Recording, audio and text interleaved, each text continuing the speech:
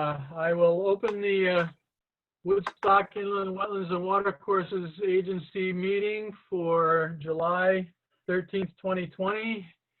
By my computer time clock, it looks like it's 7:10. I'd like to have a roll call of members present. Bill Rowinski. Stuart Peasley. Marla Butts. And of course, Mark Parker, Chairman. And we have inland, our wetlands agent, Tina LaJoy, present. Yes. And our recording secretary is online to catch everything down here. Very good. Okay, Victor Peabody has not called in, so we will list him as being absent for tonight's meeting, unless he logs on in a little bit. Okay.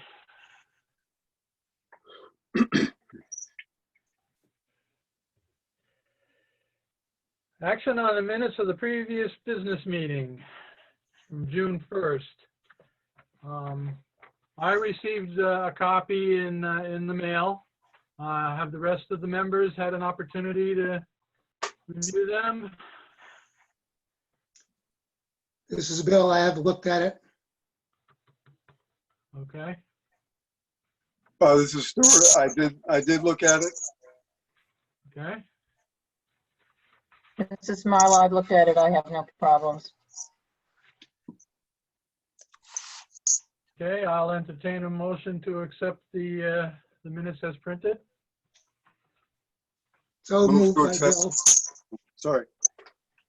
Motion's been made by Bill Rowinski, seconded by Stuart Peasley to accept the minutes as printed. Any further discussion? All those in favor signify by saying aye. Aye. Aye. Aye. All approved. Thank you. Okay, next item of business. We have moved up application. Is that an application number, Tina? 12-13-18? Yeah, the original application, the original permit. Okay, so we have moved that from other administrative business up to being the first agenda item under old business. So it's a transfer of wetlands permit at 85 Loyola Road from Stephen Adams. Stephen, to forgive me, pronunciation. Choynicki? Yes, it is Mr. and Mrs. Choynicki. Very good, okay. This is Marla Butts. I have a question. Yeah, go ahead, Marla. I have a question. Was the work ever started on this project? By me, no, Okay. it was not. It was So my, it then- had been my intention at that point to build a new house for myself there. Personal circumstances intervened and that didn't occur. I subsequently actually moved. You know, what's the expiration date of this permit?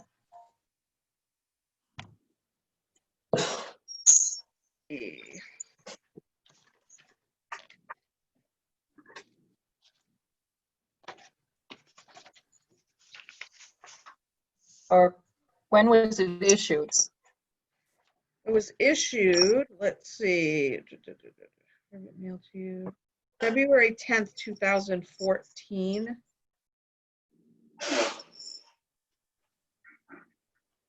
And what is the expiration date?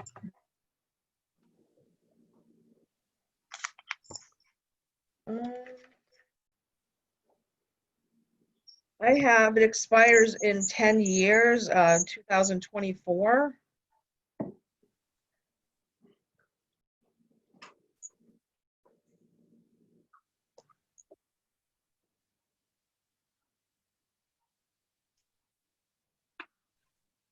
So are all of our permits 10-year permits?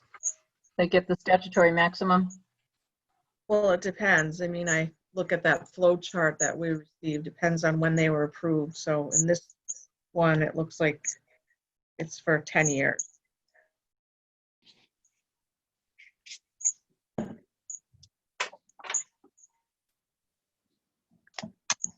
Does it state on the permit document or when the permit expires? Not on the permit document. I mean, when it was granted back in 2014, back then it would have been a 5-year permit. But then the state has allowed extensions. Was there an extension on this permit in 2019? Well, it's an automatic extension though, according to the state. Just have to find my flow chart.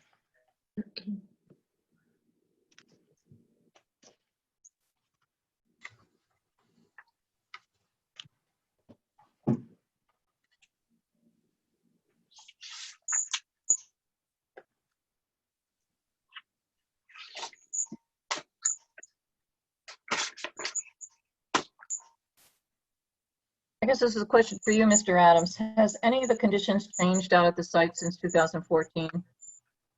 And the Chernikis intend to follow the same footprint and the same everything that was granted in the permit. No deviation from the plans as they were proposed. And they are anxious to start building their own house there ASAP. Has there been any development around your property since this permit was issued? Have there been new houses built or road construction done or Road construction, that might change? no, ma'am. Okay. The abutting properties are the same. I did find the document I Just was wanted to- referring to. That you would you like me to read it for the record? Sure. Permit issued July 1st, 2011 or later. Says permit expiration is the same as planning and or zoning approval or 10 years from the date of issuance of the wetlands permit, whichever is earlier. Permit can be renewed so long as total permit duration is not more than 10 years from date of original permit issuance. Okay. This is what I was looking at. Mm-hmm. Well, Marla Butt speaking. Given we don't know when the zoning permit was issued, I think we should just assume that it's a 10-year permit. And with no changes in environmental conditions or enforcement actions, I see no reason why the transfer couldn't go through. So I would move to approve the requested transfer of permit number. What's the number? I don't see it on the form. It's 12-13-18. Okay. 12-18-14? 12-13-18. 13-18, okay. So I move to approve the transfer of permit 12-13-18 from Stephen Adams to Christoph and Katrina Chernicki with an expiration date of February 10th, 2024.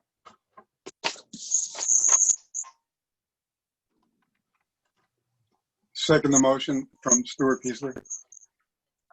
Motion's been made by Marla Butt, seconded by Stuart Peasley to approve the transfer of application 12-13-18 from Stephen Adams to the Chernikis with an expiration date of February 10.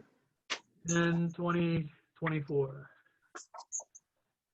Any further discussion?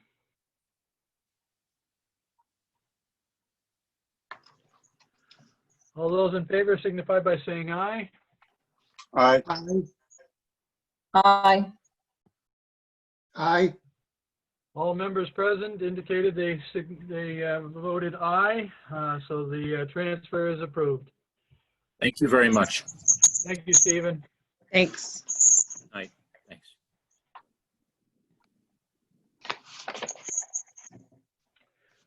Okay, moving on to the next item, which was originally A, now is item B under old business, is application 03-20-03, NW Swadia LLC, DBA North Woodstock Country Store, 1484 Route 171, proposed automobile service station.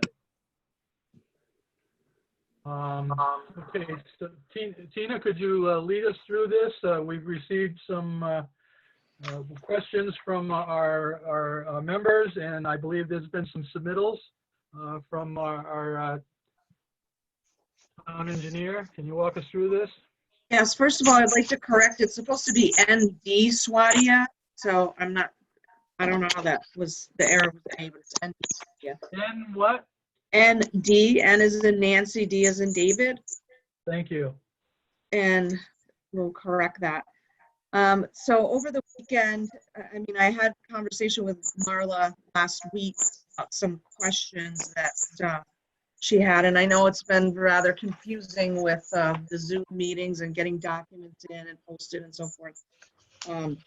So Marla had some comments that I sent over to our town engineer, and she responded, and I did email out everything that I received, and then Marla provided more of a detailed document over the weekend that I immediately sent out to our town engineer and the applicant's engineer, so they would have a chance to review and look at it before the meeting.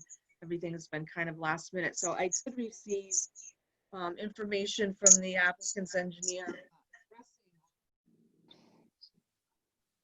Emailed them out to everyone else. So hopefully you had a chance to take a look at the revisions. And some of the wetlands compliance issues were noted actually on the engineering letter that went to planning and zoning. Suzanne from Design Professionals kind of packaged everything into one letter. So I did provide that as well. So hopefully that will answer a lot of your questions that you have. Question, Tina, are you referring to the letter of June 12, 2020 from Design Professionals? Yes. Marla Butts speaking. I see repeatedly when a question was raised regarding information, all it states is provided and addressed, and it doesn't say where it was provided or how it was addressed. A little disappointed in that kind of response, because that means that the commission members have to go through and search to try to figure out where the design professional engineer was stating that the question was addressed. Can they provide better detail as to where this information was provided in the application or in the subsequent support documents?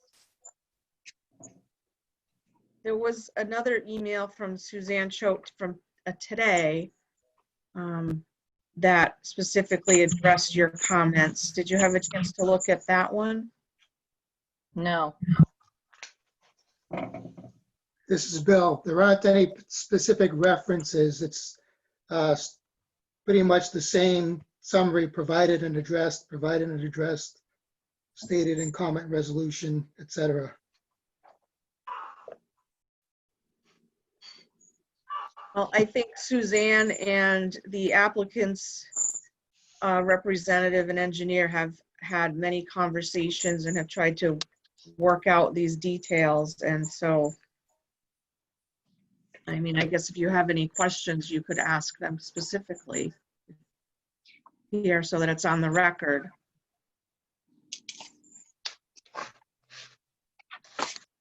Tina, I think going through each one of these items and ask them to say where was it provided and where was it addressed would be a very long period of time.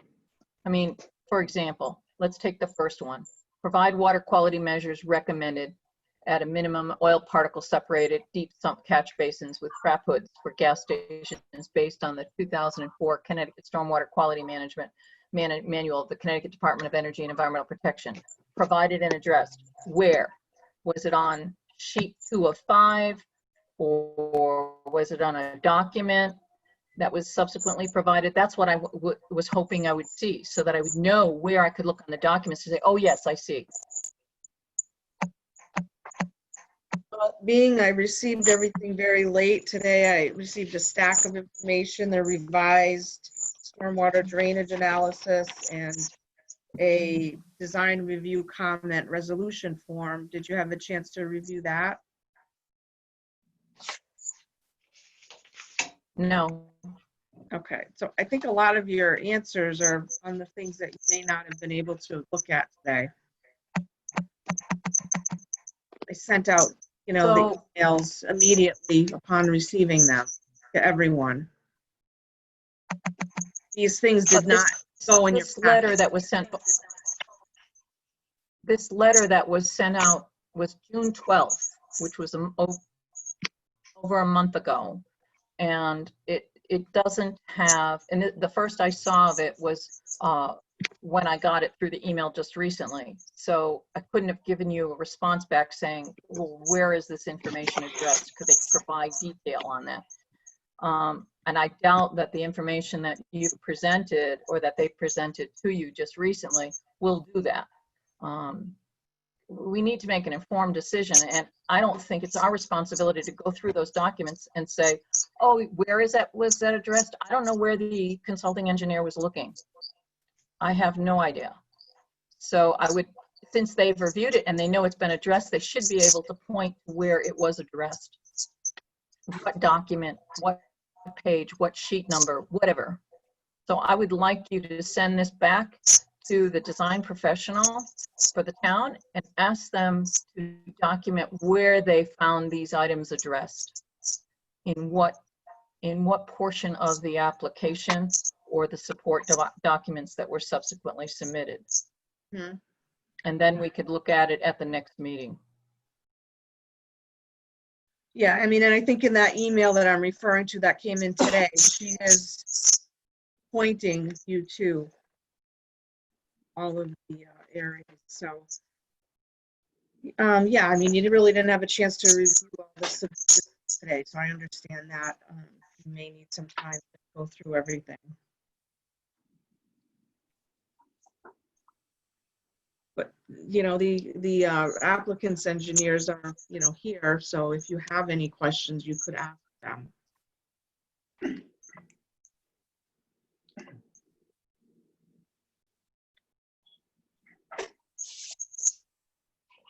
Tina, this is Marla.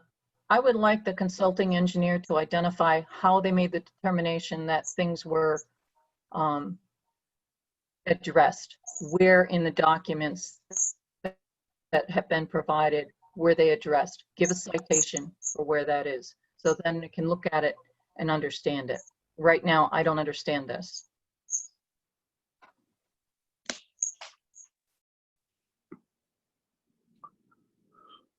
Okay. I guess the question is how do other commissioners feel about this? I would agree with that, Bill. Yeah, this is Stuart, and I am a little bit lost with it myself, and it just needs. I think Marla's only a very reasonable question is to ask why can't we have a reference sheet with the issues highlighted and marked on the drawings as such. That would make it easier for everybody, because I think that we're going to end up, you know, having redundancies and more confusion.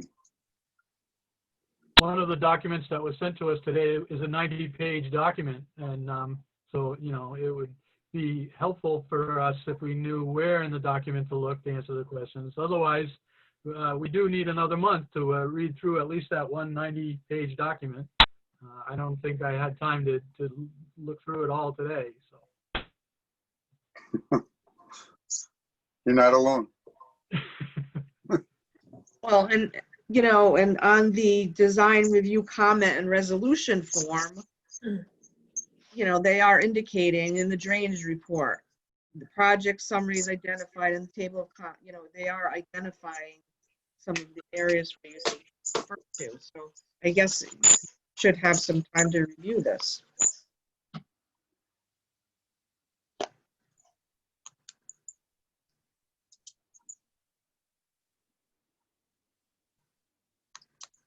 Marla Butt speaking. Also, because these documents were submitted by email after the posting of the Zoom documents, it really needs to be included in the Zoom documents so that it can be subject to review. If we are reviewing it, Correct. it should be available for the public to look at. And of course, coming so late, it could be posted in the Zoom documents, so the public couldn't have an opportunity to look at that also, Right. much less us. Mhm.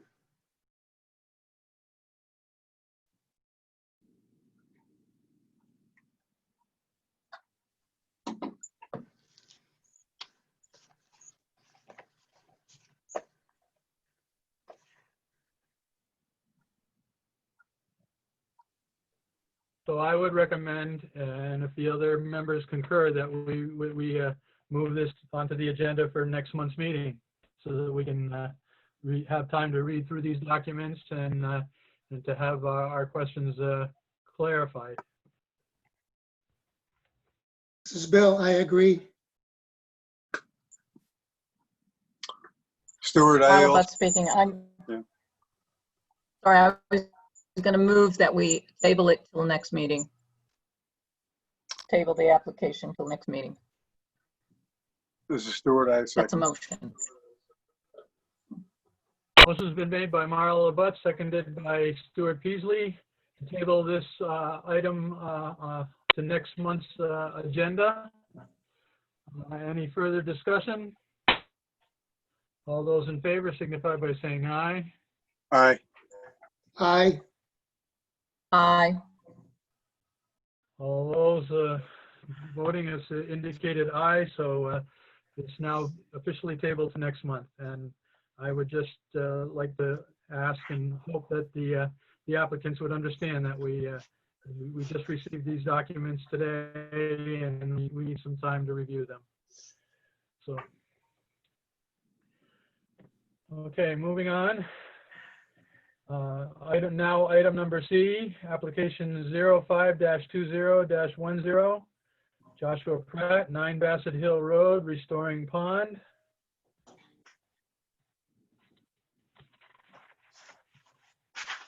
Any new information? Is Josh present tonight, or?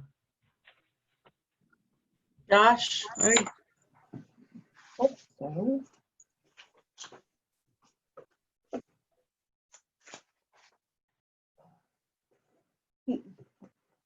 So if I may just speak, he had an approval for restoring dredging to restore a fire pond back in November of 2009. So his new application would be similar, but he did go into more detail, obviously, on this one. I thought he was going to be present. Let me just message him and find out why he's not.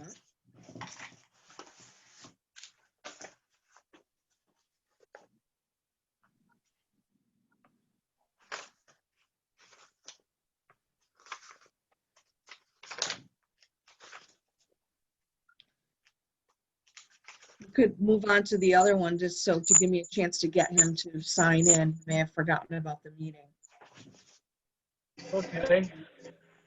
While Tina is trying to get something out to Josh, I'll move on to a new application under new business. Maple South Realty Trust, 11 Senexit Road, 3-lot subdivision. Should have received some information in our packets.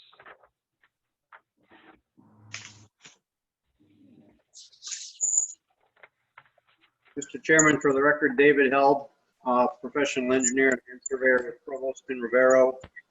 on behalf of Maple South Realty Trust. I'm thinking that the action I'd like to ask you to take on this application would probably be a finding of non-jurisdiction, because there's no wetlands on the property and there's no regulated activities proposed as part of the subdivision. We submitted the application based on the guidance from the town planner, because it is a subdivision. She felt there had to be some sort of official action from the commission to comply with statutory requirements.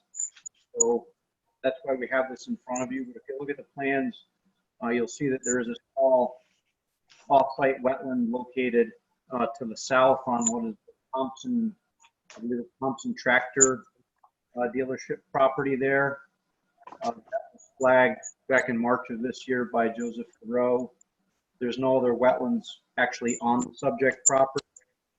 And that wetland is adjacent to the lot that would have an existing house on it. So there's no activity proposed on that lot. We're just basically creating a lot line to break that off of the remainder of the property, which becomes two other lots. So kind of leave it to you how you want to act on this, whether it's a jurisdiction ruling or whether you just want to vote to approve it as is. There are no regulated activities proposed or within several hundred feet of small wetland.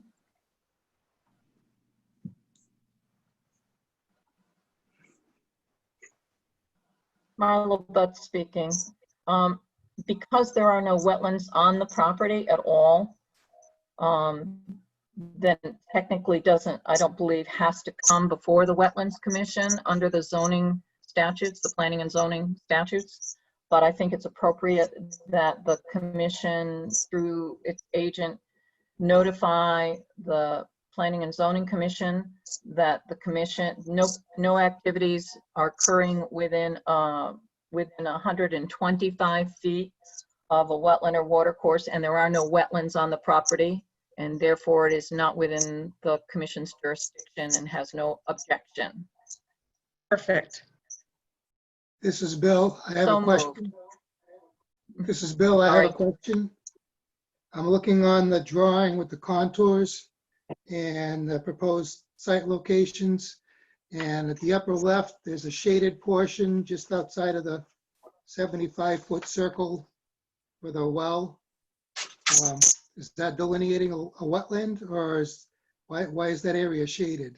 No, the shading represents areas of steep slope for the determination of buildable area to meet the zoning requirements. So that's a slope in excess of 30%. You'll see over on lot 1, there's a shaded area also, and we call that out as areas of slopes greater than 30% as a typical note.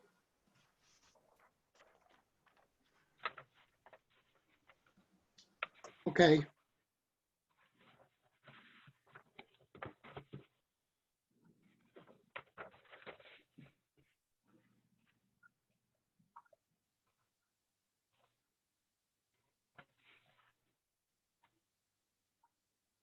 Mark, Marla Butt speaking. I move that we have Tina send a memo to the Planning and Zoning Commission that the proposed subdivision contains no wetlands and there is no proposed work in an upland review area. Do I have a second on that? I second that. Stuart Peasley. Motion's been made by Marla Butt, seconded by Stuart Peasley, to have our inland wetlands agent send a letter to the zoning commission explaining that there's no wetlands and that, well, as Marla stated. Any further discussion? All those in favor signify by saying aye. Aye. Aye.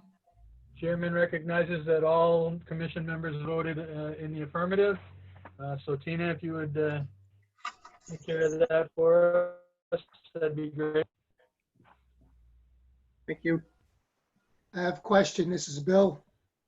Go ahead, Looks Bill. like has an application fee been paid on this? Yes, an application fee has Yes. been submitted. So would it be right to reimburse that fee?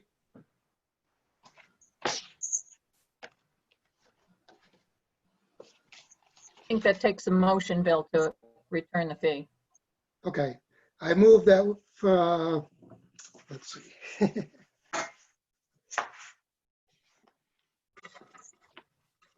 I move that the application fee for wetlands permit for Maple South Realty Trust at 11 Senexit Road be refunded as no action is required by the Inland Wetlands and Watercourses Agency. I'll second that. Stuart Peasley here. Motion's been made by Bill Rowinski, seconded by Stuart Peasley to refund the permit application fee. Any further discussion? All those in favor signify by saying aye. Aye. Aye. Aye. Chair recognizes that all commission members have voted in the affirmative, so the fee will be refunded. Again, Mr. Chairman, David Hill, just a quick question for Tina. Do you know if that, I believe that Provost and Rivero provided the application fee. Do you know if it's been cashed or deposited? No, it has not been cashed. I have it right here. Okay, yeah, so you just want to So mail I'll that just give it back? or- back to you. Yep. No No Thank you. problem. Thank you. Great, thank you. Have you heard back from Josh yet, Tina? He's right there. Look at him. Look Oh. at that face. Hi, Mark. Hi, Josh. Okay, How are you? Josh. Good. Have we got any more information, or do the commission members have any more questions?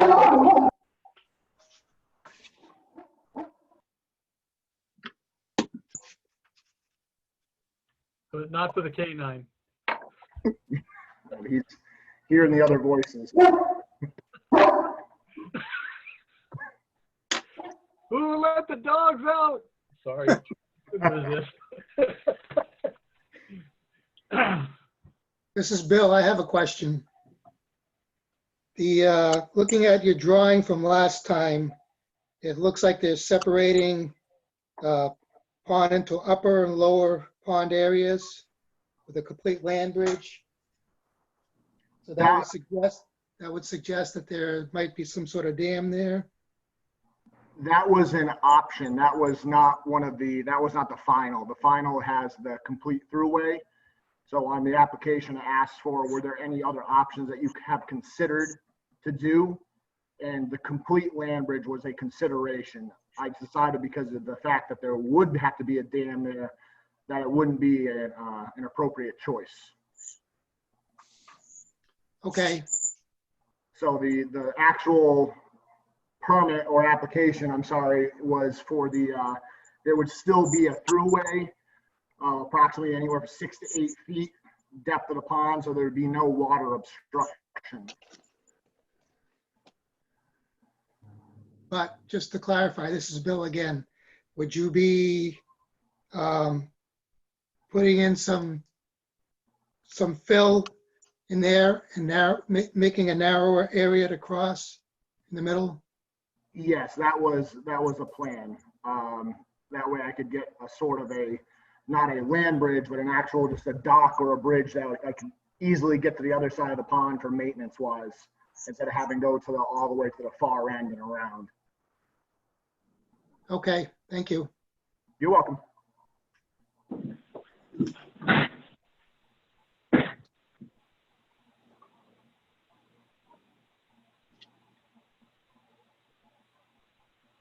Any other members? No. I'll entertain a motion.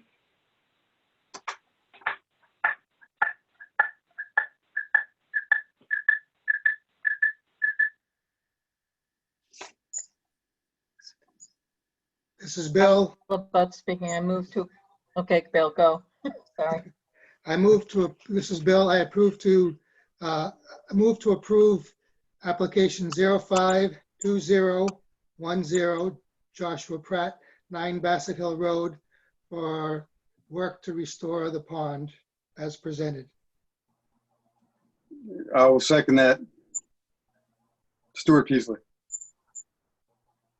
Been made by Bill Rowinski, seconded by Stuart Peasley to approve application 05-20-10, 9 Bassett Hill Road, restoring pond. Any further discussion? All those in favor signify by saying aye. Aye. Aye. The chair recognizes that all members have voted in the affirmative. Motion passes. Thank you very much, guys. Thank Thanks. you, Josh.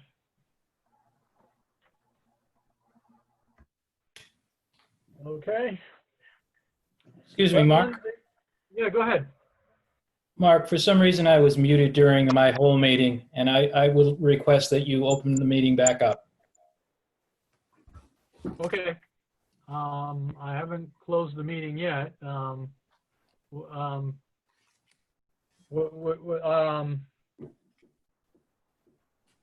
Okay, so I think what you're asking is that we reopen the application 03-20-03? Andy That would- Swadia LLC. Yeah, yeah.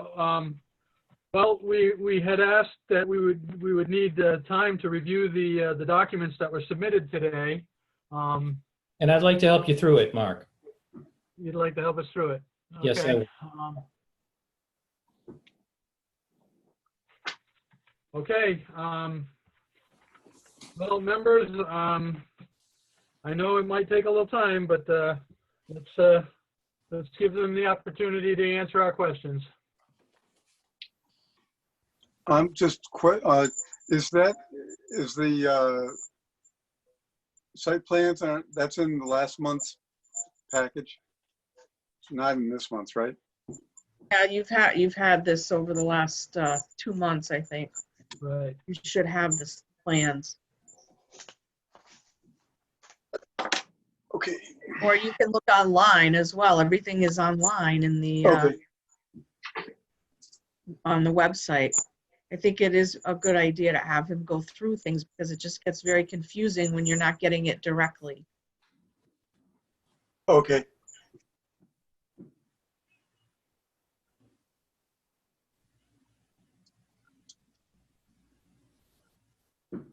So Mark, I'm ready when you are. Okay.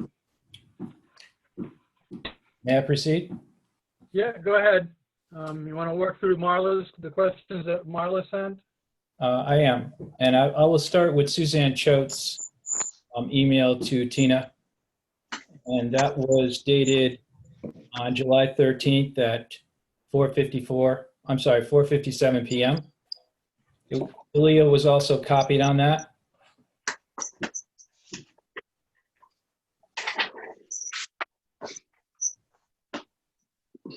So the first question, if I may. Has the town engineer consulting reviewed and provided a written response to this report for adequacy, compliance with standard engineering practice, i.e. is the methodology correct?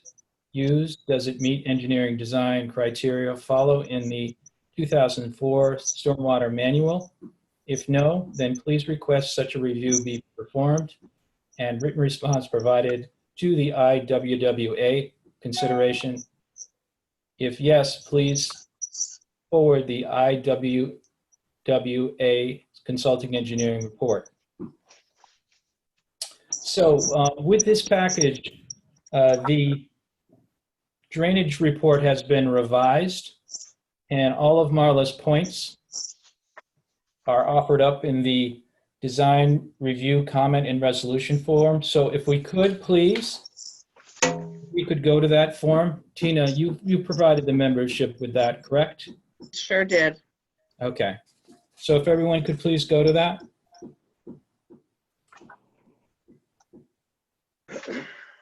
Document entitled Design Review Comment and Resolution Form That's correct, Mark. for engineering, Mhm. dated July 13th, 2020. Reviewer name, Stephen J. Pikel. For the applicant. Okay, so the first question is, the project summary is identified in the table of context, but is not found in the report. Right. If you look at the most recent submission, and that is tonight's submission of this report, you will see on the project summary, and I can give you the exact page so we can all look at it. You open up the design drainage analysis, date revised July 6, 2020.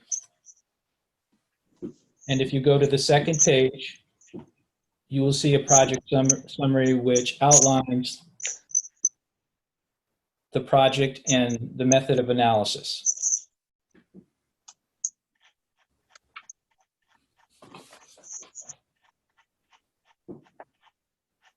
So the report has been revised for the town engineer's question. A project summary has been listed. So I believe this is a question which will answer question A.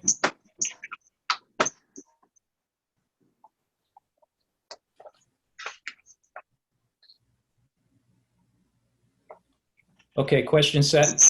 Question 2. The design criteria found in sheet 1 of 5 states rainfall distribution equals 3, but does not identify duration of the storm. What is the storm's duration for the analysis? Question mark. In most of these type 3 storms and most of the stormwater curves for both Massachusetts and Connecticut, the duration is typically 24 hours. And anyone in practice would know and understand this if they reviewed it, but we were providing the town engineer and the commission the 24-hour period that will answer this question. Question number 3. Marla Butts speaking. Marla Butts speaking. This was added on. This is part of the revision because the storm duration was not provided in the copy that I had from before. Is that correct? This was a revision? It adding is. in the 24-hour duration? It's not added in, but it actually was in most of the report. If you go through and, excuse me, if you go through any of the report, it lists 24-hour duration on any one of the, let's say, for example, on page 1 of 5 of the report under stormwater drainage calculations, it clearly shows directly under rainfall distribution 3, storm duration 24 hours. Now that's for each event. So,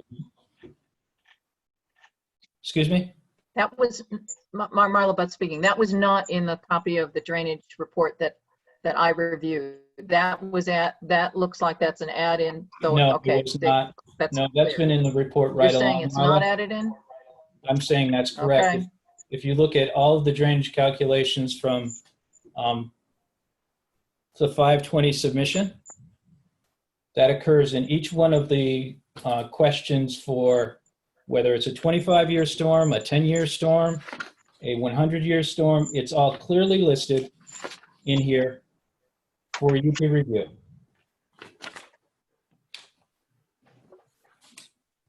If I may, Mark, could I go to the third question? Yeah, I can see the 24-hour references on a number of pages. So yeah, I give you, go ahead and go to the next question. On page 5 of 5, data provided indicates detention basin is designed for the 100-year frequency, but riprap apron for the basin's 10-foot outlet is designed for 25-year storm event. Why isn't the riprap apron designed for the 100-year event? What is the anticipated exit velocities of the storm? Runoff leaving the apron? And is the receiving slope capable of remaining stable without erosion before it reaches the nearby stream throughout the duration of the storm? Now, there are several questions here. The first one is if and when the 100-year event does occur, The basin will be at the exit, will actually be exiting the basin through the weir. Now, the weir has been designed per the Connecticut 2004 stormwater regulations for the 25-year storm. The outlet scour hole, where the outlet basin actually on the low-level storms dumps into, that has also been designed for the 25-year storm. Part of the 2004 regulation states that you should only convey the 100-year storm. At this particular event, the velocities will be such where all we could do would be capable of just conveying the amount of stormwater. And it's not clear to me what velocity the town engineer is asking for at which event. But what we could do, if it's something that you would be interested in, we could provide the velocity exiting the outlet control pipe at any event. But he wasn't really specific about what event he wanted. So I'm just offering up at this point. We can still provide that information, but again, it wasn't clear to us which storm event he was talking about. Is that clear, Mark? So we need to get, I guess what I'm hearing you say is we need to get clearer approval or whatever from our town engineer. Yes, we need to know what velocity he's talking about at which event, whether it's the 10, 25, or 100-year events. I mean, at the 100-year events, you're going to have a large amount of flow from the weir. So I'm not sure if that's what he really wants. I think what he's driving at is what are the velocities at the low-level storms out of the basin, which is 2, 10, and 25. Marla again- Butt speaking. These questions are mine. They're not the town engineers. Oh, I'm sorry. Right, That's okay. okay. Well, go ahead. So what I'm looking at is, since the outlet is designed for a 25-year storm event, but the basin is designed for a 100-year, I would like to see what the exit velocities are when it reaches the native ground for the 25 up to the 100-year, so that we know if we're going to have an erosional event at the 100-year return frequency storm or not at Well, the outlet.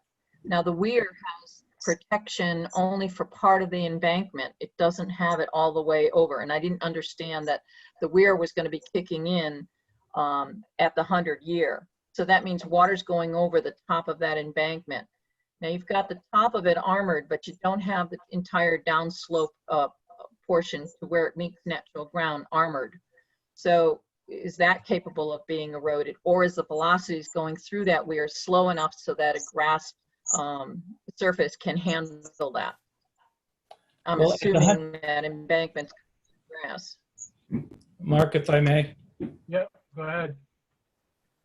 Just to answer Mrs. Butt's question, is it Miss or Mrs.? Mrs. It doesn't matter. Mrs. Butts, at the 100-year storm, typically at this event, we're talking on the order of about between 8 and 9 inches per hour. And at that rate, what happens is the surrounding areas are flooded. So yes, we have a wide weir, and the weir is designed for the 2004 design criteria. So the water would be such that everything is flooded around it, and slowly and incrementally, the water will be flowing over the weir. Now, if you ask me for the 25-year and 50-year events, yes, it will be a different velocity. However, the storm will just start to begin to flow over it. So you're asking me to provide information where things are completely flooded and have gone over the weir. But there's nothing in the regs that actually call for us to armor the slope below. We armor as it goes over, and then what happens is it flows down the side of the it's down the side of the embankment, and because it's so wide, you've distributed the flow across a certain area, and it's not confined, so it won't produce a stormwater flow that is erodible. And again, So you're saying that exit velocities are below, say, 6 feet per second, which would be over 6 feet per second might be erosive to grass. I'm sorry, you were breaking up there. Could you repeat your answer, please?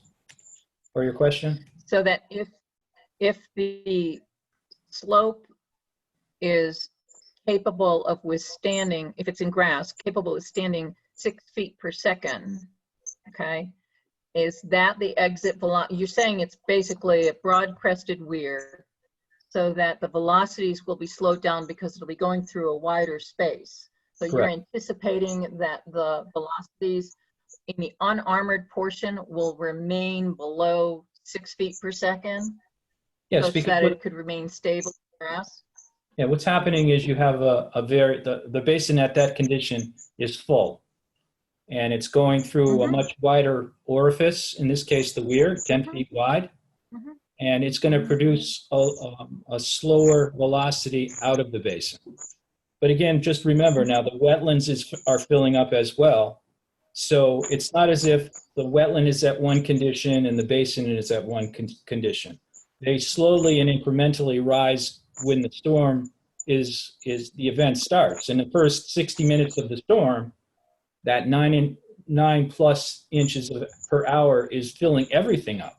So it's not like you're dumping yourself into, or the basin is dumping water into a place where there is less water.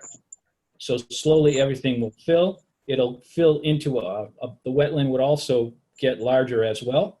So it will be dumping it into an area where there is water already there. So the slope might not even exist at that point. It will be a smaller, of course, but as all things rise and equalize, then there will be less, or the area will dump into a greater area, if you will.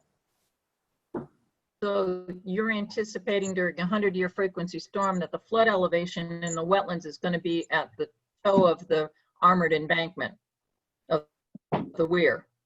Well, in order for me to really say that without, I would have to analyze what the wetland is actually capable of taking. So I'd have to produce another basin, and I'd have to run the 100-year storm and see what it is dumping into at that point. But I am anticipating that both in the basin and outside of the basin, there will be an equal distribution of water. So therefore, the water that is leaving the basin will be leaving into an area that is, let's say, smaller than it would be at the smaller storm frequencies. Is that clear? Question then, yeah, I understand, but would it be less expensive rather than doing a hydraulic analysis just to provide armoring to the toe of the embankment, Certainly, the applicant would be the willing to do outside that. embankment? Yes, that's correct. And we would be willing to do that if you would require us to do that.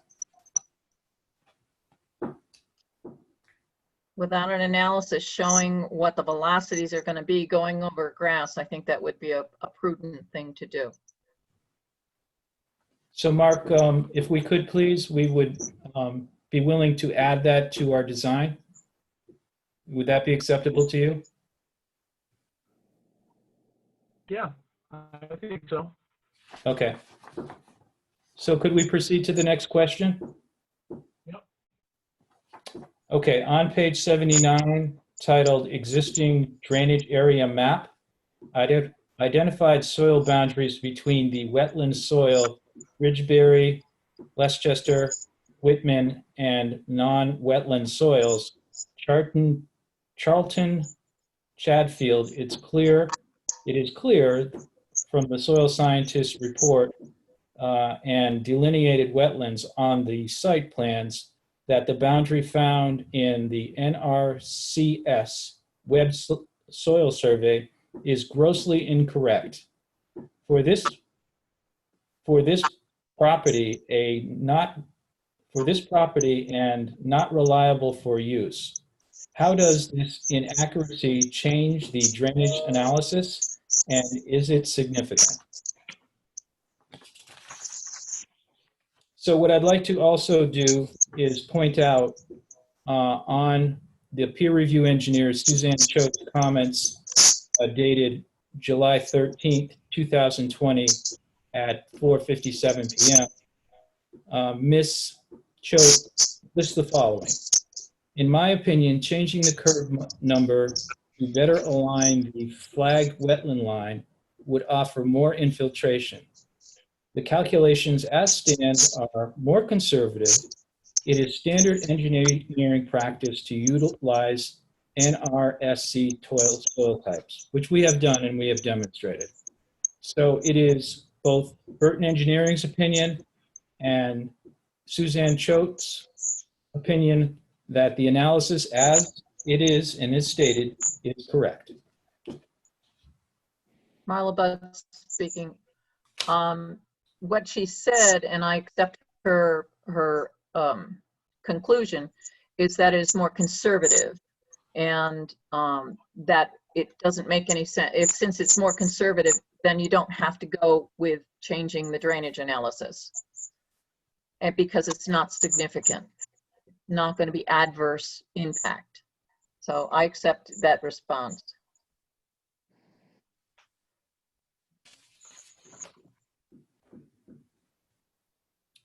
Great. Okay, Mark, I'm going to move on to the last. Go ahead. Yep, go ahead. Yep. Okay. On pages 79 and 80, fail to include drainage areas located on Route 171. Dash, why not, question mark. How much does the runoff entering the site from Route 171 affect the drainage calculations? And I will read, if I could, into the record, the response from Suzanne Choate of Design Professionals, your peer review engineer. Suzanne writes the following. The topography indicates that roadway, Route 171 drains into a swale along the road and is not anticipated to enter the site. I would also like to add that if you look, and I will give you a page for the plan so we can demonstrate this if you'd like. These plans were submitted on 5/20/2020. And if we could all look.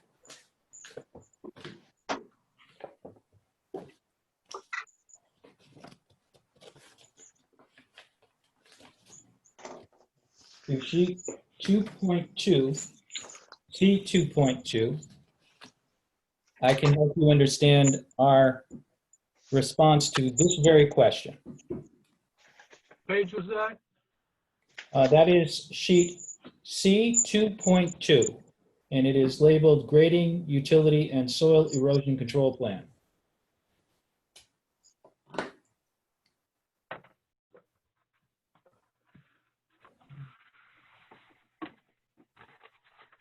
Let me know when everyone's there. Is that one of the documents that was sent today, Tina? I'm trying to find it. Oh, onto the website. It's loaded onto. Move closer to your mic. Yeah, I can't hear you either, Tina. Sorry. So it's loaded onto the website. Oh, okay.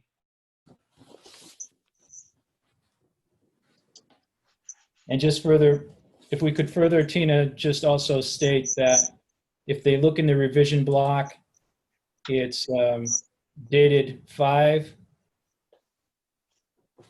I'm having some difficulty reading this myself, but it is the 5/20 submission, 2020.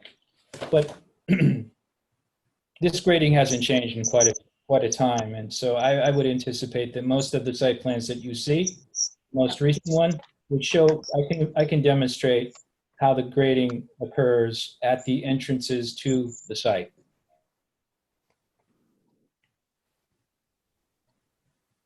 Again, let me know when you guys are ready and I can help you through it.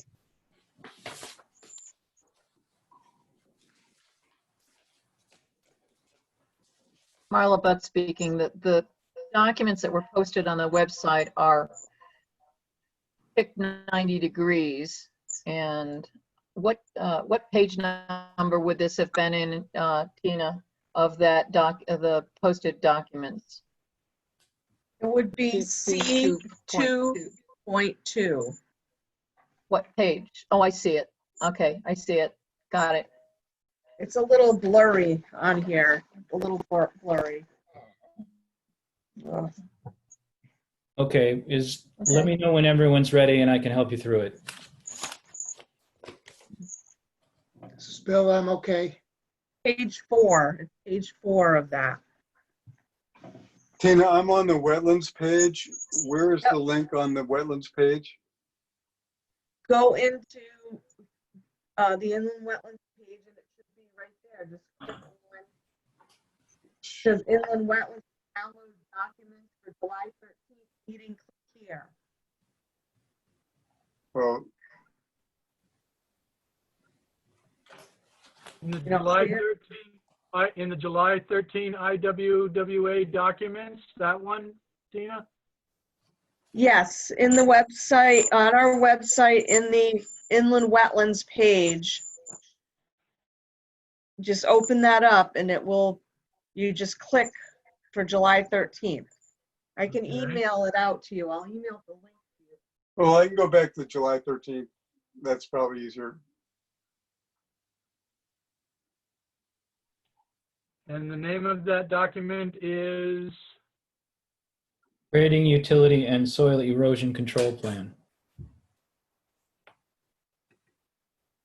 Do you see it, in terms of drawing title, it's right below the revision block, Mark?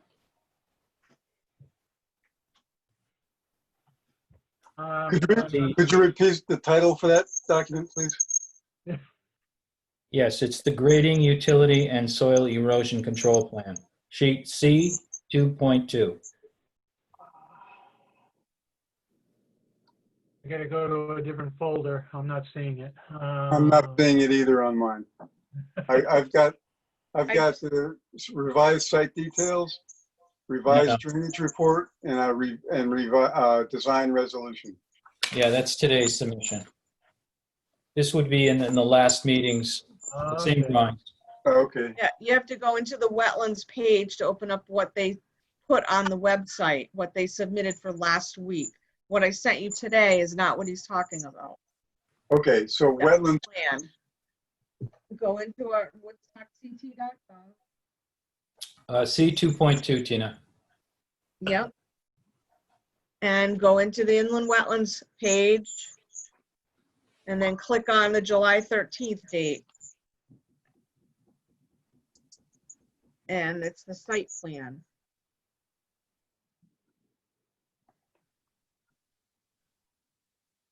I just emailed you all the links.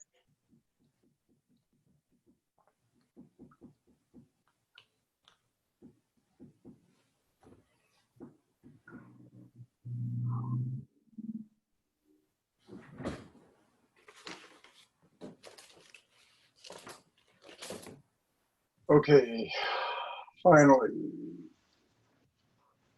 So it's to download the documents for June 1st, is that what we want? For July 13th. July 13th, July 13th. It says click here. Yes. Click on the word Okay. here. Got it. And I'm seeing a number of documents. I'm seeing the 7/13/2020 IWWA agenda, complaint, minutes, Maple South Realty. Is it in that line of, okay, ND Swadia Stormwater Drainage PDF? Keep going, it's the plan. Keep going. Site, all right, there it is, below, it's the second from the bottom. Site plan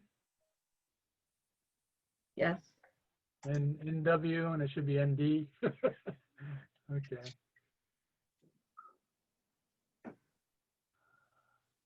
It's 16 pages? Yes, Okay, got it. it's page 4.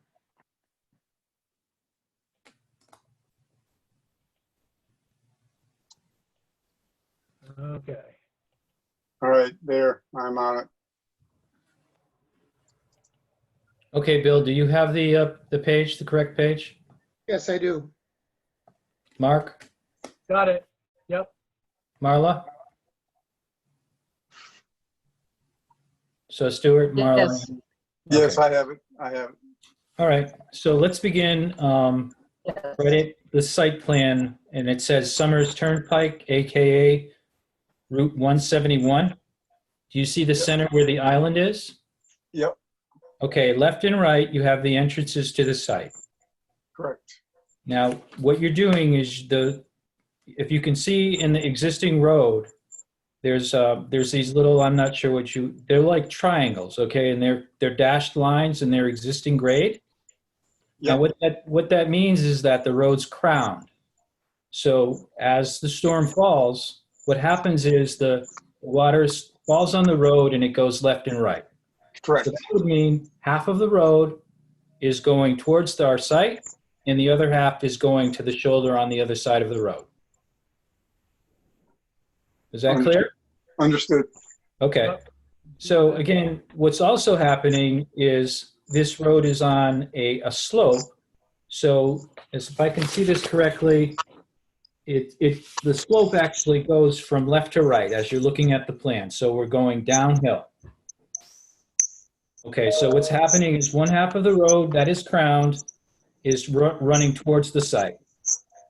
So if you look at the first grade on the first entrance, do you see the solid line with a little tag on it? That's being tied off to the existing dashed line in the road? Yes. What's that showing, Stuart, Mark, Marla, Bill? What's that showing is a trough. So think of it like a saddle, if you will. And there's this little shoulder that occurs as you go down the road from left to right. What's happening is the water's picking up into that shoulder, that little trough or triangle, and going down towards Barlow Cemetery Road. So there's really no way, and even if you go to the second entrance, you see this also this little triangle's being formed, and there's a point, like right at the top of the driveway. What that means is there's like this little mound, if you will, right at the entrance of that area where you come into the site. So what essentially is, it's like a little hill, and that little hill won't allow stormwater to spread and drain into the site. So when the storm falls, whatever event we have, it hits the trough, it goes to, let's say a storm drop falls in the center of the road, and it goes towards our site. It's picked up on that gutter line, and it's going from left to right, and there's also a mound in each one of the entrance, and that prevents any spread of stormwater into the site. So our plan, and also Suzanne Choate's description of what actually happens in Route 71 is accurate. We're grading it such that there is a gutter line in keeping with what the Connecticut DOT would want us to do. And also, we're not allowing any entrance of stormwater from Route 171 into the site. So this, I believe, answers Marla's questions for number 6. Right, so it's just, so the basin is just receiving the stormwater that's falling on the site itself, you know, around the gas pump area and so forth. Right. Yeah. Right. It's not So taking any stormwater from the road or the surrounding, you know, beyond uplands. Right, that's happening as well, but I believe, Marla, if I'm incorrect, please correct me on this, but I think the question is specifically about the road. What stormwater is falling on the road, and where is it being channeled? So in this particular case, clearly that's correct? Sorry, That's Mark. correct. You've answered the question. All right, so I think it's specific to the road itself. The rest of the site, I don't think, I think we've talked about that, and it's clearly what we're doing in those circumstances in the parking area and also in the drainage basin. It's clear, at least to me anyways, what our intent is to do with that stormwater. So I'd like to answer any other questions you may have with regard to this submission, if I could.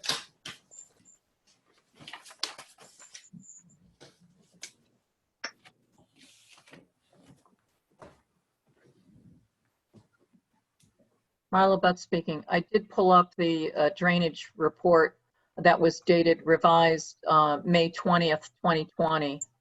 And regarding on page, dealing with sheet 1 of 5, there was no 24-hour duration identified in that version. It is in the current version that's revised to July 6th, 2020. So it is correctly identified now. Correct.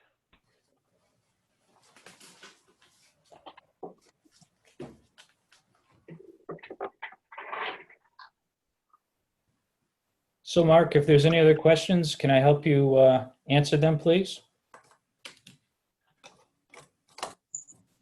So, in the next few weeks, will you resubmit at least one diagram showing the armoring that you'll put in on those areas around the basin? Yes, just below the weir, we will submit armoring just below that area, right to the edge of the wetland, if that's what you require. Or if it just could occur on the slope, that's what we would do. Marla Budd speaking, just to the toe of the embankment slope, not into the wetlands, to the water course. You don't need it all the way there, just so that the embankment, the new embankment, is protected to the native soils. Understood.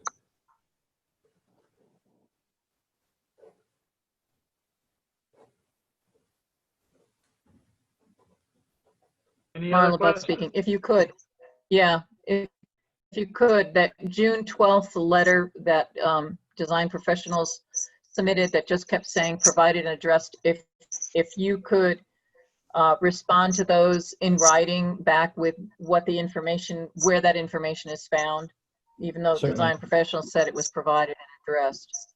What I will do is take your letter, Marla, and I will provide explanations similar to how Suzanne's format, and I will give you page Yeah. and number of where that information can be found. Great, perfect. So then I'll know where to look to get that information. Okay.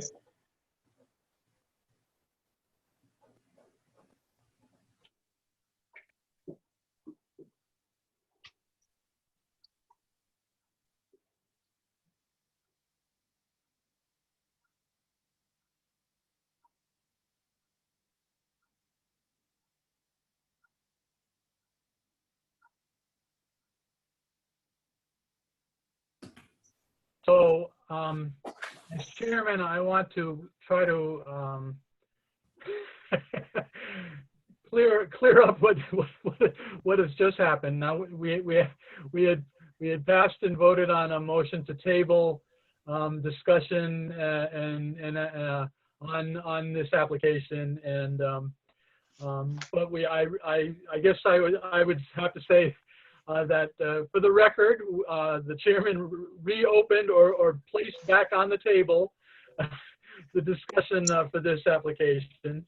And we have just had most of our, if not all of our questions answered.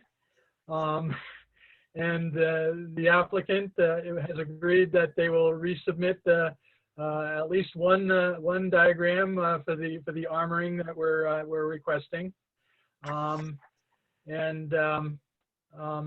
So,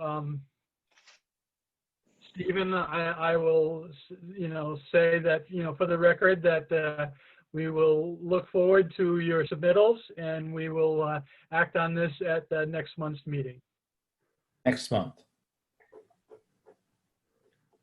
Mark, just for a point of clarification, Yeah, go he ahead, Mark. also indicated that he would respond with location of information, responding to the design professionals' June 12th letter that they said all the questions that were in there, or the concerns in there, were provided and addressed. He said that he would provide the location of that information that was addressed, and that would be submitted also before next meeting. Mark, if I may, for a moment. Go ahead. Thank you for your response, Marla. What I could do is, if you could look at the design review comment resolution form for a moment that we just were reviewing, and let me know when you guys are all there. The one I that's don't have it dated up. 7/13/2020? That's correct, Mark. Sent today.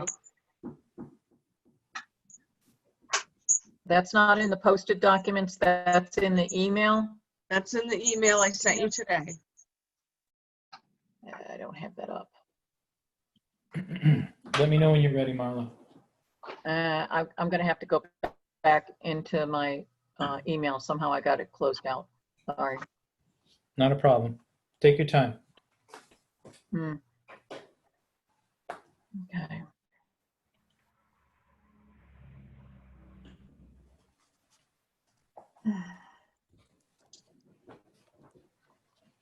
Jeez. Stuart, have you found I that got design how many? resolution form? Hmm? Stuart, are you on the design resolution comment form as well? No, not yet. I'll get there. I'm just going through the emails now. Let me know when you're ready.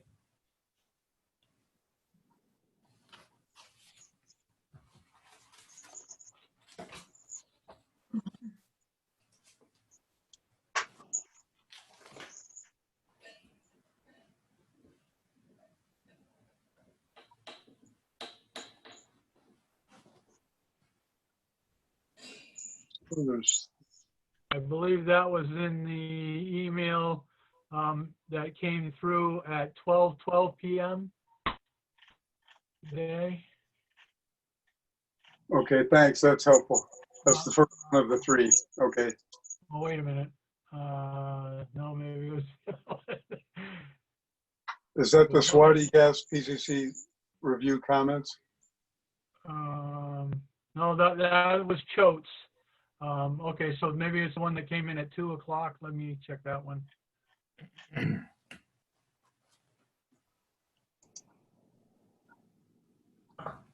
There's three attachments. Oh, yeah, okay, so,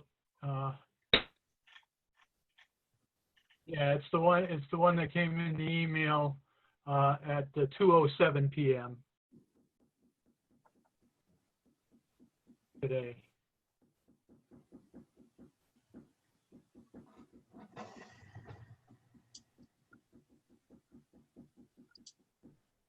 Okay, I'm on it. Is everyone ready? It's the review Not comment, yet. review comment and resolution form. That's correct, Stuart. All right. I'm all set. Okay. Yep. Okay, see it. Okay. Pulling it up. All right. Got it. Bill, are you ready? Yes, I'm ready. Okay. I found that this design comment resolution form helps reviewers review things quickly. And what I would like to do is the following. If you can see the numbers of the question on the left, and then there's sheet or item, and then there's comments across the top, and then initial action, response, and review initial, and final action verified. What I would be willing to do, folks, is to, in that sheet or item section, I could put exactly where all of these comments are derived from. That way, what you could do is you could see the comment number. You could see the area which it's located in, whether it's a drainage report, a drawing, anything for that matter. You could see the comment that Marla had put together for us, and then the action, and then our response to it. If that would help clarify where things are, if you agree. That would be good. That would be good. I like that. I agree. It's okay with me, Bill. Okay, guys, that's what I'll do. So it'll help you through these comments, and I'll make the amendments to the drawings as we've discussed. And hopefully I will be able to turn this around pretty quickly, about a week or two, and get everything over to you in time for next month's meeting, which is, my apologies, what was the date? August 3rd. August 3rd. So I'm gonna send that 10 days in advance of August 3rd, so you would have it plenty of time to review. And certainly if there's any questions beforehand, I would be able to help you with that. Great. So I'd just Thank like to thank the board and Mark for your help getting through this. Obviously, it was a little bit tumultuous. to say the least. And I'd like to thank all of you. Stephen, I want to thank you. Thank you for your diligence and patience in working through this with us. Thank you, Mark.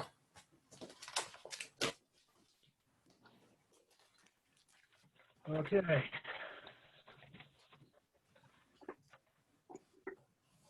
So we can move on to some other administrative business. Wetlands activity report.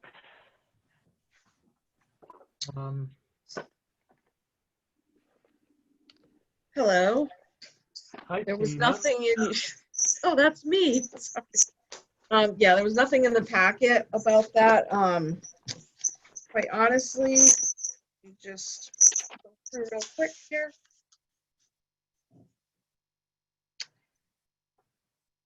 Let's see, in June, we had a deck expansion on 28 Lakeview Drive. And that's about it for wetlands. So we haven't really had anything come through for wetlands. I've been working on some other things. Trying to think. Don't really have much for the wetlands report. Just trying to get through this particular application here. There's been a lot of back and forth with Mr. Swadia's application, and it's been a little crazy being that it's on the planning and zoning agenda at the same time.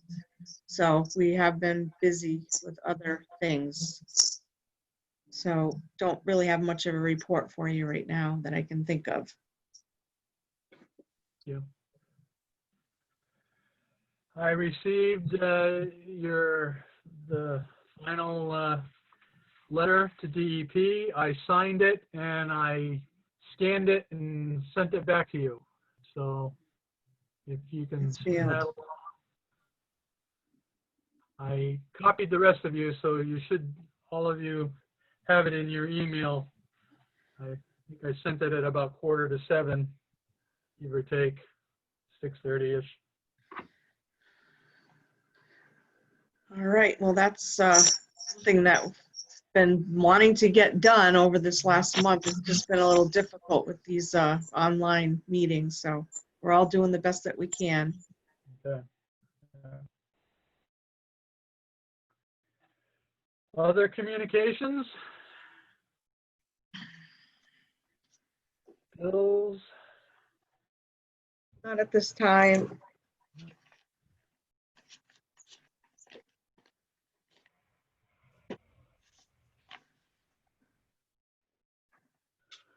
Okay. Any other topics or citizens' comments? Did have this wetlands complaint that was included.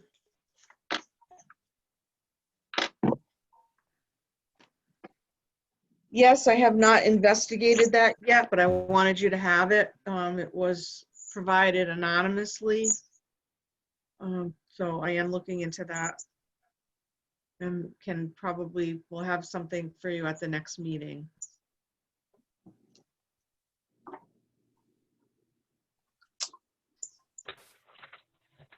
What's the, just, Mark, may I ask a question? Go ahead, Steve. In general, what's the statute for where do you, if you remove stumps, where are you allowed to put them? And I thought there was like, if you had to have them, if you had 3 or 4, you can keep them on your property, but if you have a significant amount of stumps, they have to be somehow managed in waste removal. I don't know what the statutes are. Does anybody know? I know the state of Connecticut has some solid waste regulations, that stumps cannot be buried, that they have to be, removed and managed at an appropriate facility. But I would have to look at it again. But I know there is something in our solid waste regulations. Marla Butt speaking. When I was working at DEP, it was 10 cubic yards So you could keep up to 10 cubic yards. It would not be considered solid waste. After 10 cubic yards, which is basically a truckload, then it would be considered solid waste and would have to be disposed of properly. Most of people get around that by grinding them in place. Right. Well, in this case, and this basic complaint, I'm just, seeing this for the first time, but when I'm familiar with the area because I live over here, but there was a lot of stumps, and so I'm just curious as to where they went. So it'll be interesting to see what turns out. It's right down the road from me, actually. Okay. So it's just curious to see, like, where these all go. Magically disappear.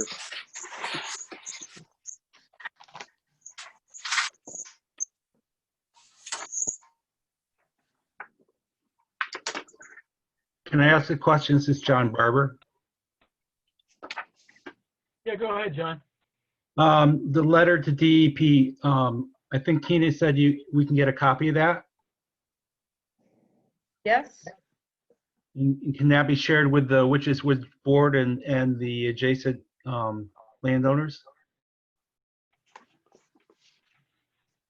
As far as I'm concerned, sure, I can get it right out to you. Mark, are you okay with that? Good. Just want to thank the board for putting that letter out. I know there's a lot, you guys got a lot going on, but we appreciate it. Thank you.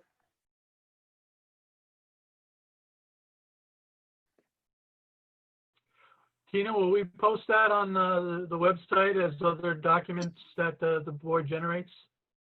Yes, it will be on because we just did it this week. It'll be on the next month's website. Right. Good.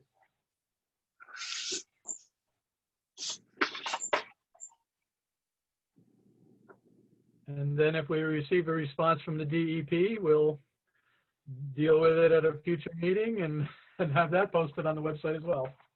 Right. That's good, thank you.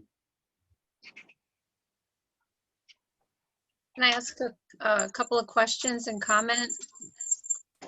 Who is speaking? My name is Maggie Houlihan. I live at 16 Indian Spring. I'm on Witches Woods Lake. Okay. And for full disclosure, I also serve as the treasurer on the Witches Woods Tax District, but I'm speaking as a private citizen, not as a representative of our tax district.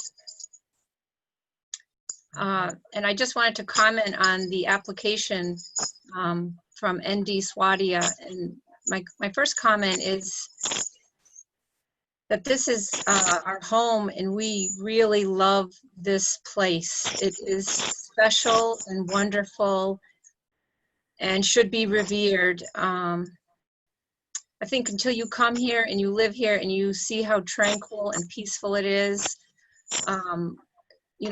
people walk here. I'm a swimmer. I swim the lake almost on a daily basis. The water quality is excellent. It's wonderful. We have lots of wildlife. We have herons that come in, and then we have bald eagles in the winter. So, and I know you're looking out for Woodstock's best interest, but this little piece of the lake community, the Witches Woods and Bungay Lake community, is very, very special and should be preserved at all cost. I personally don't believe a gas station should be 4/10 of a mile from the entrance to Witches Woods Lake and across from the Bungay Lake entrance. I personally don't, none of us came here to have the convenience of a gas station. We came here for the lifestyle and being in a natural lifestyle. Everyone is here to embrace that. So those are my own personal, that's my own personal philosophy of where we live. But I did have 3 questions that I'm sure you have answers to or you could consider. But the first one is, what happens to the small scale daily spills that occur at a gas pump? I know from personal experience going to the Cumberland Farms gas station in Ashford, the diesel pump that's on the outside near the exit, the exit, constantly has diesel fuel spilled on the ground. You know, what happens to that and where does it go?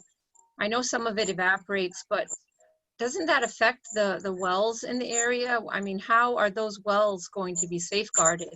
And how are those small scale daily spills going to be prevented from, at some point through a heavy rain, washing into the lake areas? I guess I'm curious about that. That's one question or one concern.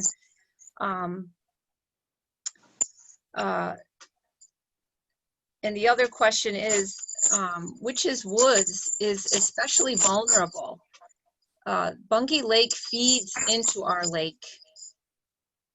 You know, the water comes over the dam when it's, you know, the water level is high, but they also have their outlet valve that drains into our lake. If there was ever an accident, and we don't know, you know, no one tries to predict these things, but sometimes things happen.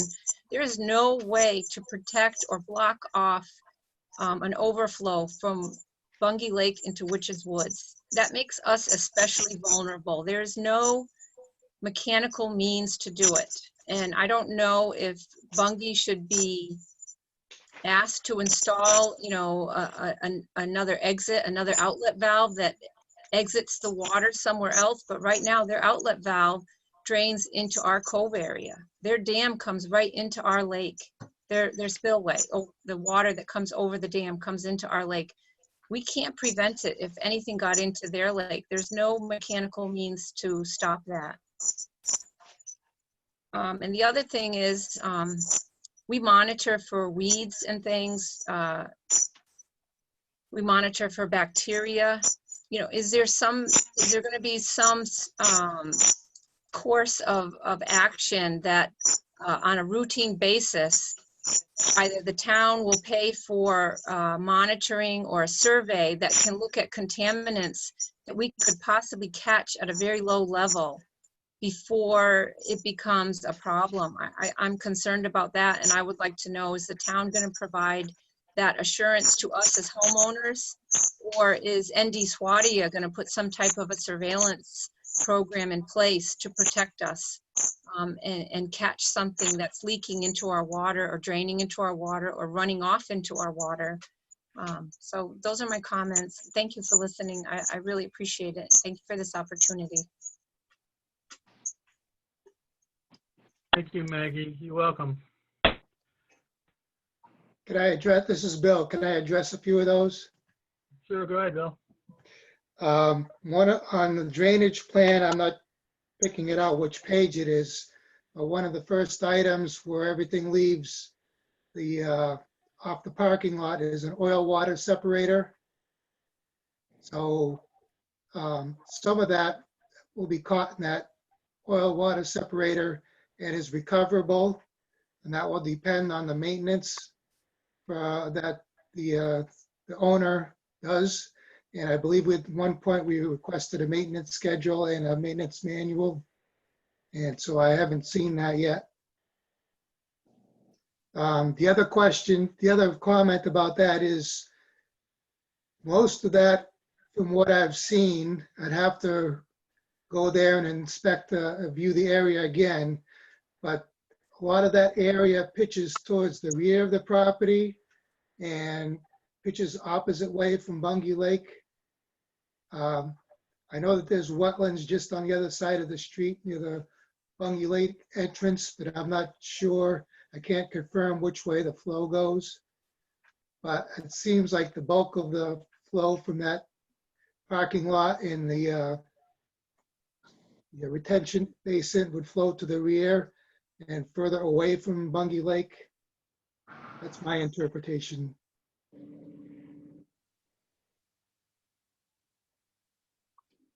Yeah, I think that's fairly accurate. Just the topographical layout would suggest that it won't be headed towards Bungie and therefore Witch's Wood. I mean, it addresses the first question, Maggie, is that, you know, you prefer not to have a gas station there because of the existing charm of the village or the community. But at the same time, there has to be some expectations of growth and managed properly. And I think that's what some of what we're trying to do here. It's trying to grow with a certain amount of responsibility and accountability. Those are paramount concerns. Nobody would want to have a gas station leaking into their property, that's for sure. Well, will there be a surveillance program to help monitor what is eventually working its way down and into the water? I think Bill said that they've got a maintenance program that they are supposed to be responsible for. I think by that, there's nothing that the town will be enforcing, as far as I know. Yeah, the detention basin and the whole stormwater catchment basin and the treatment system is going to have a maintenance plan, and they're going to be, you know, cleaning and monitoring and sampling the sediment that is, you know, going to be in the basin that will, you know, ultimately probably get some contamination from the runoff from the parking area. But I just want to add that all service stations in the entire state are, you know, they're all required to have a pollution spill control plan. They have a spill containment and absorbent oil socks or pads or blankets in place. So they're all required by DEP regulations and consumer protection and consumer affairs regulations, and so, you know, and Connecticut DEP has an underground storage tank program, and a leaking underground storage tank program, and they have worked with all the facilities across the state over the years, and you know, storage tank systems have been greatly improved from what they were in past years, with secondary and tertiary containment walls and basins. So, you know, things are a lot better these days around the petroleum distribution sites. You know, I think the lakes would have more problems with just people's oil pans leaking, you know, from driving around the roads around the lakes and streams, you know, then, you know, and that's just from general non-point source people riding their cars. So, you know, everything is being done that can be done for all the service stations around the state to behave and protect the environment, you know, as a, you know, from their businesses. So I can assure you that, you know, from what I've seen through the plans and what I know of new storage tank standards, things are much better these days. So. Justin, this is Bill again. Justin, as a aside, having owned a boat before with an outboard motor, that and with other types of propulsion too, the exhaust is often exited below the water level. So if you're getting incomplete combustion, you're getting oil and gas out just by the exhaust of an outboard motor. And that's much larger potential for damage than this particular case, where everything's being done as possible to the best of the ability to prevent any downstream contamination. Yep. That's why I bought an electric motor for my boat. Well, I'm sure they're using their best design practices. But for a town like Woodstock to suddenly have this proposal or this application in the site it's in seems so uncharacteristic for our town. This is a, 171 is a fairly busy road as it is. But the two lakes should be protected as much as possible. I mean, I understand change and adapting to change, but a gas station near the entrances to two lakes seems like an oxymoron to me. Something is opposite. I mean, we want to embrace nature and the natural beauty and preserve wildlife and protect the water, and yet we're going to introduce a gas station, which to me is a huge threat to all of those. So I just think adapting to change and growing with new ideas, I think that's great, but it doesn't seem like a gas station fits into that area in any way. This is Bill again. Maggie, a lot of your comments might be better addressed by the Planning and Zoning Commission. Right. Yes. The public Right, but hearing is on Thursday. I had 3 specific water-related topics. I wrote them down. I'm trying not to bring up, quality of life, but it's water quality. It's water quality. That's why we're on the lake or near the lake. We like that lifestyle. I want to protect it. And I don't think a gas station will do that. And maybe it's not ever going to happen, and maybe it's 10 years down the road. We don't know, but I think any threat, we should avoid any threat at all. So this is not a public hearing, and Right. the applicant is not here to respond, so I'm a little concerned. But if you would like to submit a letter, unfortunately, the applicant has left the meeting, so. Well, I'm not asking necessarily for comment. The 3 things I brought up, I'm hoping you'll just consider those 3 things. Maggie, this is Bill again. You have to understand that we're also bound by regulations and rules, and that's primarily what we're here for, is to enforce and uphold the rules and regulations that have been imposed by the state and have been adopted by the town, and that's our primary guide. I understand that, but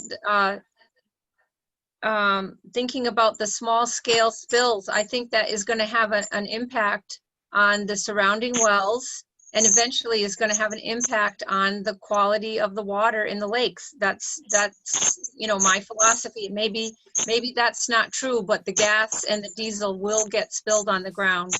And then a surveillance program. You're introducing something that now suddenly, we weren't aware of before. And if this comes to pass, now we have to monitor. I think we should be monitoring our water quality for certain chemicals that are in petroleum products.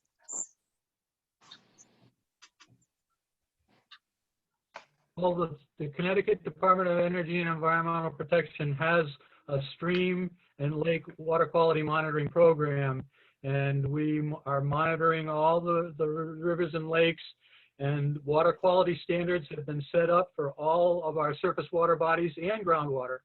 And so every 5 years or so, those water quality standards are reviewed, and they're again regulated by the Connecticut State DEP.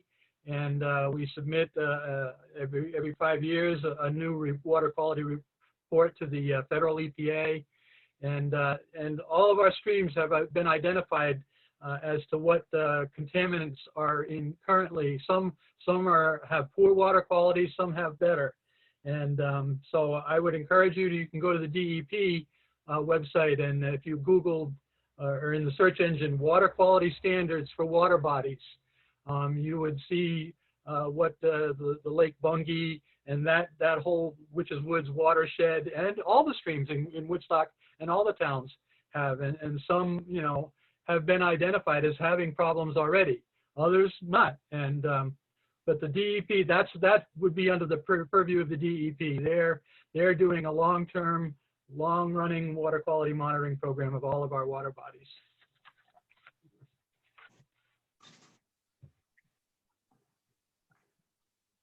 Thank you. Yep.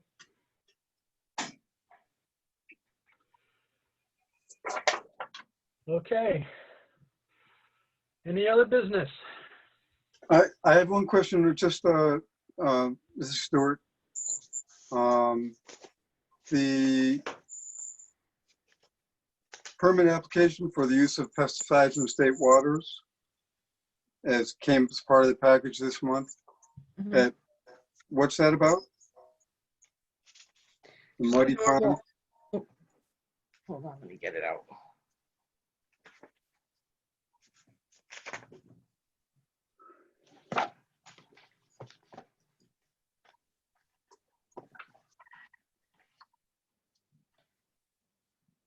Yeah, Muddy Pond, it's just the normal yearly, request for Solitude Lake Management is the applicant. Let's see.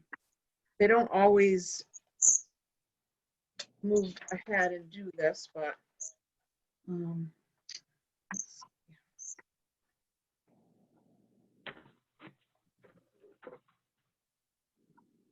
Stuart, this is Marla. According to the pesticide regulations, they are required to send notification to the Inland Wetlands Commission of any applications for pesticides to state waters. So this is pretty much a pro forma thing, just to put the Wetlands Commission on notice that there is a plan afoot. Whether or not they execute it or not in full is, they don't have to, but they're applying for that. And that's all this is the required The notification. to the notification. Wetlands Commission. Thanks. This is Bill. I just want to draw your attention to page 7 of that application. And look further down, it says name of water body, Muddy Pond, product full name, AquaPro, glyphosate. I'm not sure if I'm saying that the correct way. That is a generic trade name. You would know it as a company name as Roundup, Oh, Monsanto. Oh, great.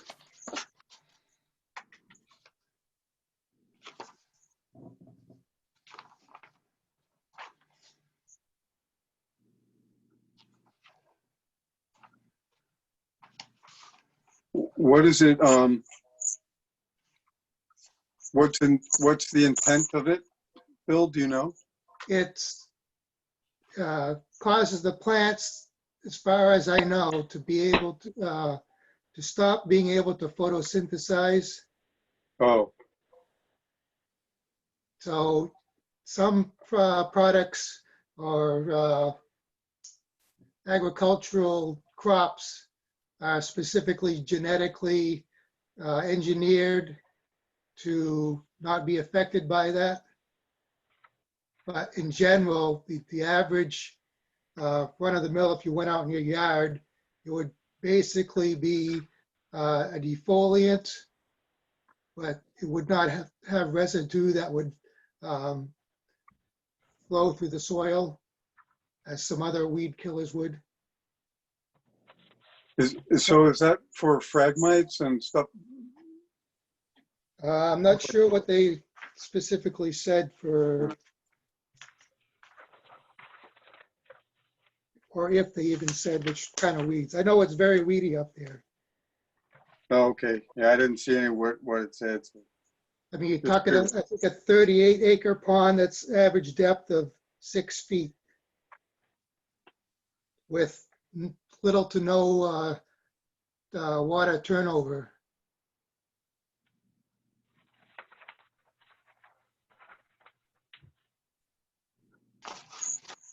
I don't know about you guys, but I'm using up my internet access and I'd like to move on to adjourn the meeting. That's fine. That's a motion I second. Marla Butts to enjoy the meeting, adjourn the meeting, seconded by Bill Rowinski. All those in favor signify by saying aye. Aye. Aye. Aye. Opposed? So moved.